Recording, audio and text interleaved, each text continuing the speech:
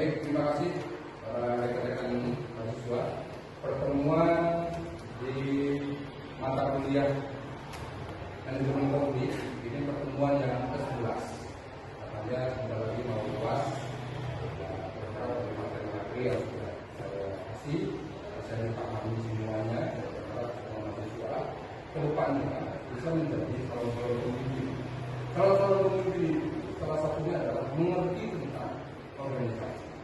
Oleh karenanya saya sebutkan di materi ini adalah manajemen konflik di organisasi kemasyarakatan. Di setiap organisasi kemasyarakatan, apa yang ada di benak Anda? Sebuah organisasi, baik itu organisasi masyarakat yang berbasis pesantren, berbasis umum, atau berbasis sosial, atau berbasis agama. Di sana banyak tentang organisasi kemasyarakatan. Nah, kira-kira saat sebelum sampai ke materi ini, ada yang dipertanyakan? Silakan. Ya.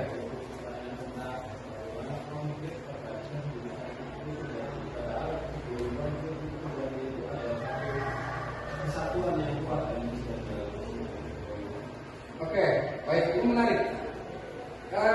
Konflik itu bagian dari sinambung. Untuk apa? Untuk berkembangnya suatu organisasi. Kalau organisasi kan ada konflik, akan dipertanyakan. Biasanya konflik itu bisa saja membangun. Ambil positifnya, yaitu membangun organisasi.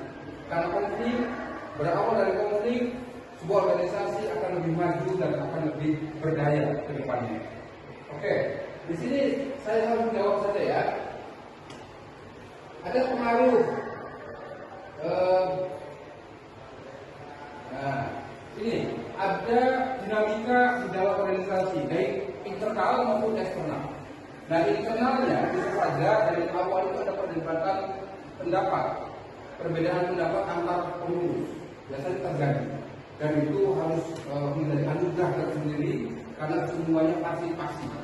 Nah, jangan dianggap konflik ya, itu bagian dari partisipasi semua anggota organisasi untuk mewujudkan organisasi lebih maju. Yang kedua, kurangnya komunikasi yang efektif. Biasanya leader suatu organisasi tidak mengagendakan agenda akan rutin keorganisasian, misalkan per minggu atau per bulan atau per semester, nggak ada. Jadi komunikasinya kurang. Yang ketiga di internal ini adalah perebutan peran atau jabatan struktural.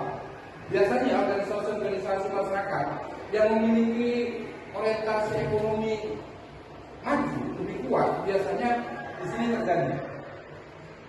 Di sini terjadi seperti halnya partai politik, ya.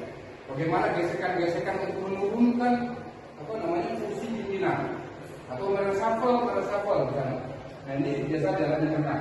Yang ketiga adalah ketidakjelasan tugas atau job description.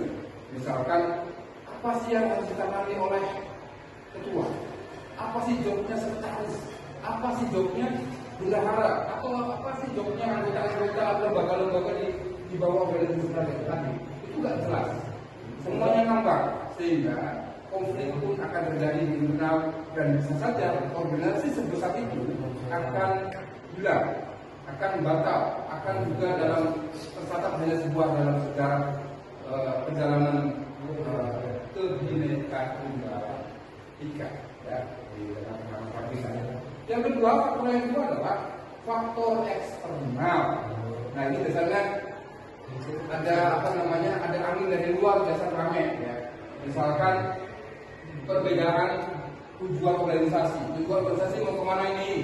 Mau idealis, mau kemudian praktis, atau organisasi didirikan hanya untuk menyokong satu tujuan politik misalkan. Kita harus ke salah satu partai politik agar bagaimana ekonomi organisasi bisa tertopang misalnya, karena tujuannya cuma jangka pendek, bukan jangka panjang.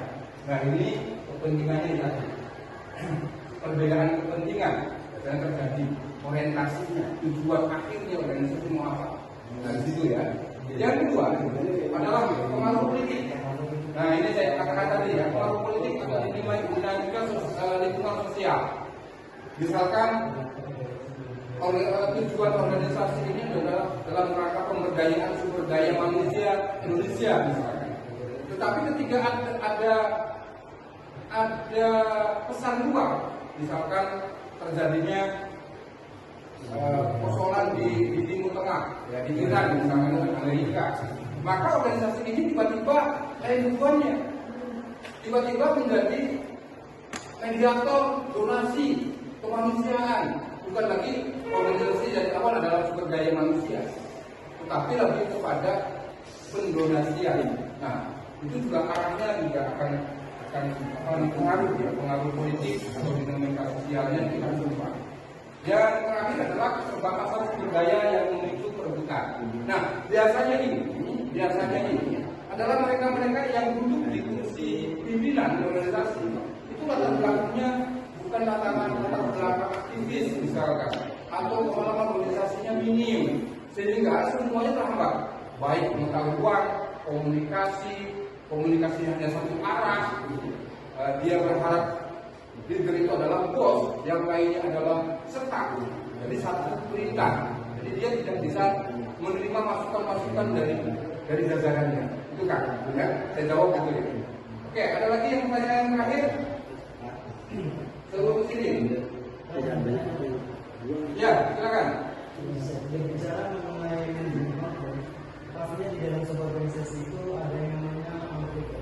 Ya. Bagaimana sih cara kita mengelola atau bagaimana cara kita menangani sebuah konflik ini ketika di dalam sebuah organisasi itu terdapat konflik? Oke, sebuah tadi saya bahwa organisasi itu membutuhkan perbedaan untuk menuju tujuan. Ya, nggak mungkin kalau hari ini pakainya peraturan itu saja harus update. Nah, ketika update itu biasanya perbedaan pendapat. Yang satu arahnya pengennya terus ke arah barat, yang satu pengennya udah banyaknya atau waktunya ke timur gitu. Karena kebutuhan zaman. Jadi biasanya perbedaan itu yang terus pesan saya, nanti pesan saya yang terakhir ini bahwa konflik itu yang pertama adalah ini dulu, mengidentifikasi masalahnya apa, kelola, kemudian menyelesaikan konflik secara konstruktif secara tujuan organisasi tadi. Bahwa tujuannya harus menjadi tujuan bersama, bukan tujuan individu sebuah hanya seorang ketuanya saja atau anggotanya saja, tidak, atau funding partnernya, penopang anggarannya, enggak, harus menjadi tujuan bersama. Nah, ini saya jawab di sini. Ya. Nah, ini keharmonisan. Jadi tujuan konflik itu bagaimana organisasi harmonis. Pertama ada 5 pilar yang kemudian membangun imunitas organisasi agar lebih tercapai tujuan. Pertama, membangun sistem komunikasi efektif dan transparan. Harus transparan. Programnya apa, jangka pendeknya apa, jangka menengahnya apa, jangka panjangnya apa, harus jelas.